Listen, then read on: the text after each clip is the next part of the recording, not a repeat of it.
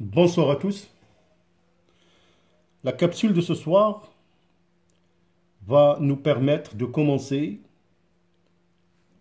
la partie de la génétique qui concerne la génétique humaine. Donc c'est un chapitre très important pour la section SVT. Alors tout d'abord, je vais faire une petite présentation concernant la génétique humaine. Plusieurs maladies héréditaires affectent l'homme. Elles sont la cause de troubles sanitaires différents. Ces troubles peuvent être organiques, physiologiques ou mentaux. De ce fait, la génétique humaine s'intéresse à l'étude des méthodes et des techniques qui permettent de comprendre le mode de la transmission de ces maladies héréditaires et de suivre un contrôle médical prénatal pour s'assurer de la santé du fœtus chez une femme enceinte.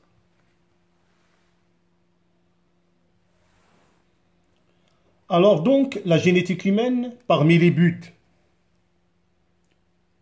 c'est l'étude du mode de transmission de telle ou telle maladie héréditaire de manière à déterminer si elle est récessive ou dominante et si elle est ou non liée au sexe.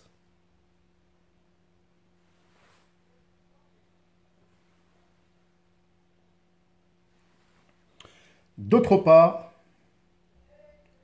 le but de la génétique humaine, c'est de prévenir les risques relatifs aux nombreuses maladies ou malformations ayant une cause chromosomique ou génétique chez un couple humain.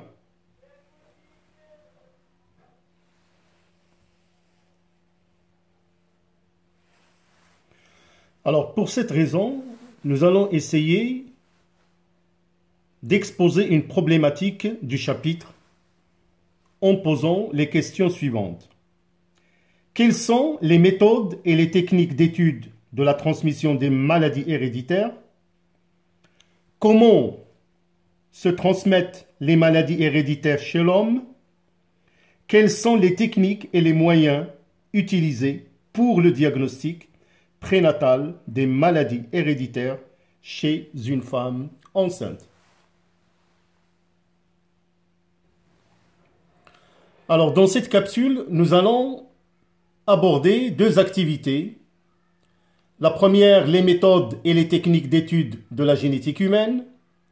Et la seconde, la transmission de maladies héréditaires non liées aux chromosomes sexuels.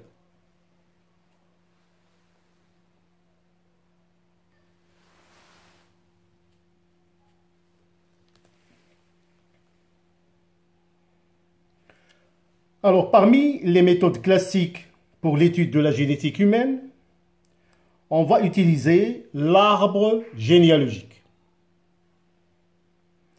Alors, l'arbre généalogique, comme vous pouvez le voir sur le schéma, est une représentation conventionnelle qui présente les générations d'une famille.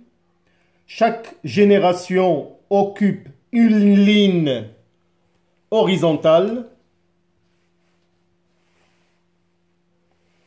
Ces lignes sont numérotées successivement en chiffres romains de 1 à 4 ou 5. Là, c'est numéroté jusqu'à 2, grand 2, 4.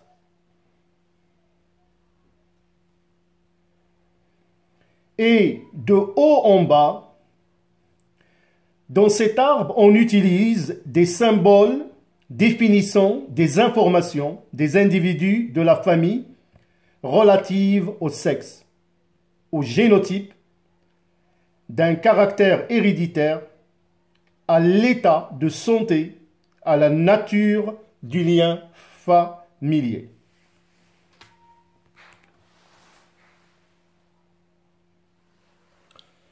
Alors, les symboles que vous trouverez sur ce petit schéma résument en général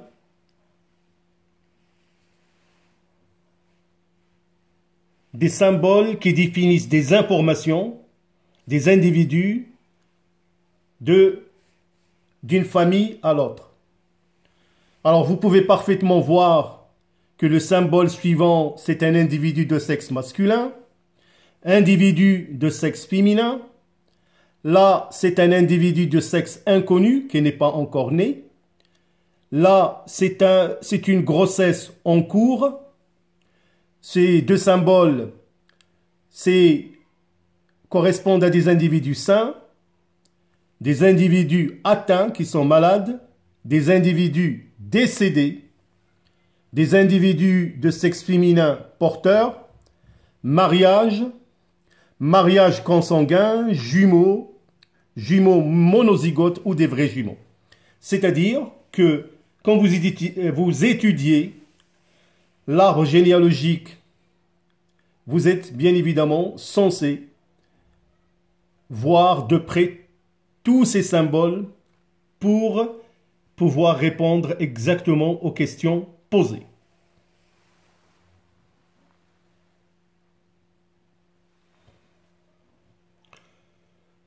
De plus, pour une meilleure étude de la génétique humaine, les généticiens recourent le plus souvent à la réalisation du karyotype. Alors, les différentes étapes de la réalisation d'un tel karyotype s'effectuent à partir des cellules humaines prélevées en vue d'un diagnostic chromosomique. En général, on prend des globules blancs d'une goutte de sang ou bien des cellules embryonnaires. Ces cellules sont mises en culture dans un milieu contenant des substances stimulant les divisions cellulaires qui sont bloquées par la suite, comme vous le savez, au stade métaphase, par l'addition de la colchicine.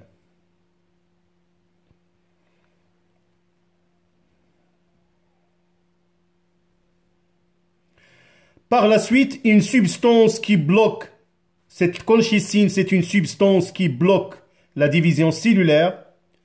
Après, on utilise des méthodes de coloration des chromosomes et qui sont par la suite photographiés, puis découpés et rangés selon une classification universelle, c'est-à-dire que les chromosomes sont classés en fonction de leur taille décroissante et leur indice centromérique.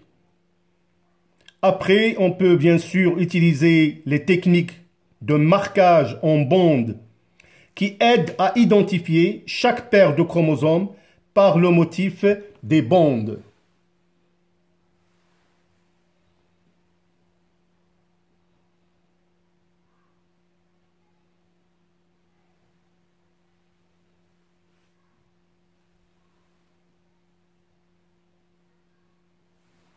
Alors là, comme vous pouvez le remarquer, je vous propose le karyotype de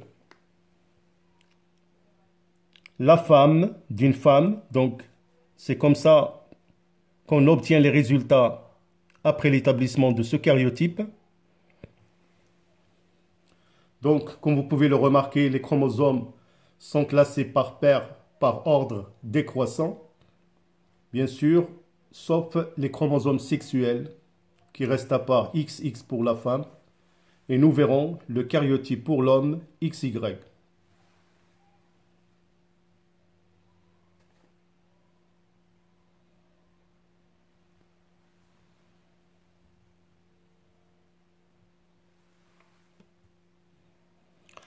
Alors aussi, en génétique humaine, on utilise d'autres techniques comme le PCR, qui est l'abréviation de polymérase chaîne réaction. Alors la PCR, c'est-à-dire réaction de polymérase en chaîne, c'est une technique d'amplification d'ADN in vitro, donc par un appareil que vous voyez ici, elle permet d'obtenir un très grand nombre de copies d'une séquence d'ADN choisie. Chaque cycle de PCR est constitué de 3 étapes. Premièrement, la dénaturation d'ADN. Par la suite, hybridation et par la suite, élongation. Bien sûr, ce cycle est répété un grand nombre de fois pour obtenir une multiplication exponentielle de la séquence d'ADN cible.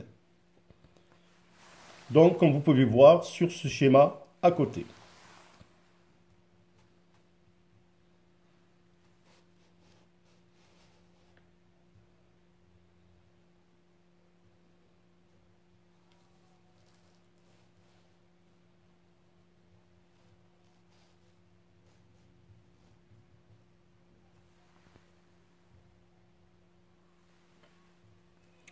Alors, une autre technique, l'électrophorèse sur gel d'agarose.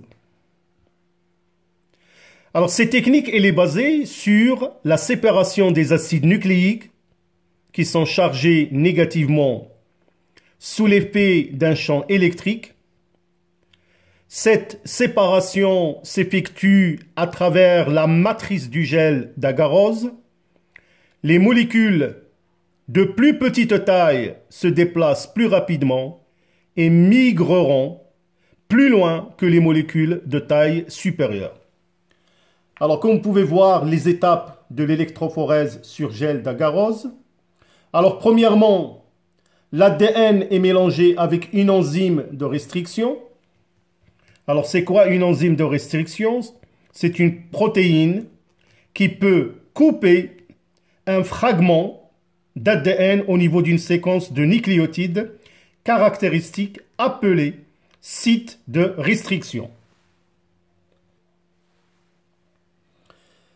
Les tubes sont alors incubés à 37 degrés pour permettre la coupure de l'ADN.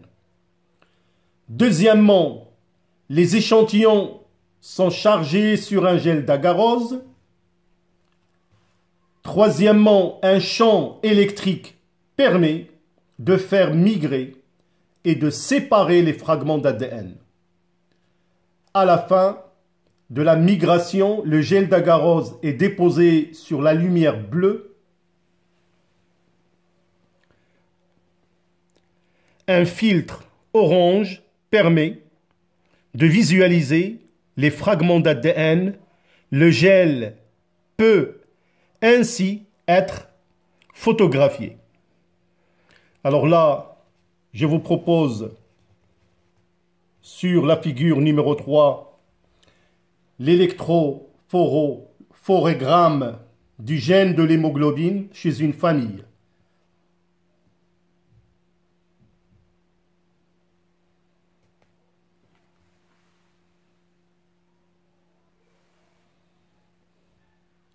Alors maintenant, nous allons aborder la deuxième activité qui concerne la transmission de maladies héréditaires non liées aux chromosomes sexuels.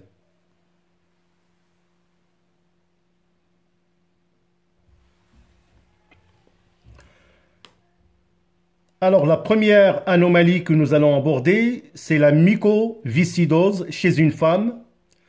Alors vous trouverez ici l'arbre généalogique montrant la transmission de cette maladie. Alors, comme vous pouvez le remarquer, la cause de cette maladie est due à une mutation génétique. On parle d'une protéine CFTR, de l'anglais Cystic Fibrosic Transmembrane Regulator, et soit absente, soit anormale, le gène CFTR impliqué dans la mucoviscidose est porté par le chromosome non sexuel numéro 7. Bien évidemment, nous verrons des exercices qui traitent cette maladie et les genres de questions que vous allez bien sûr traiter. Alors, l'arbre généalogique suivante représente la transmission d'une maladie qu'on appelle la thalassémie ou anémie méditerranéenne,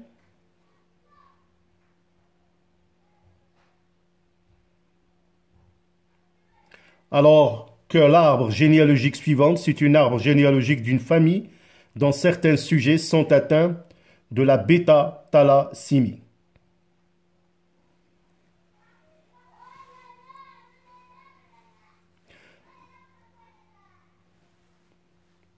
Donc c'est une maladie qui se caractérise par une déficience dans la synthèse d'une ou de plusieurs des 4 chaînes peptidiques formant l'hémoglobine des globules rouges, induisant une anémie aiguë causant la destruction des globules rouges.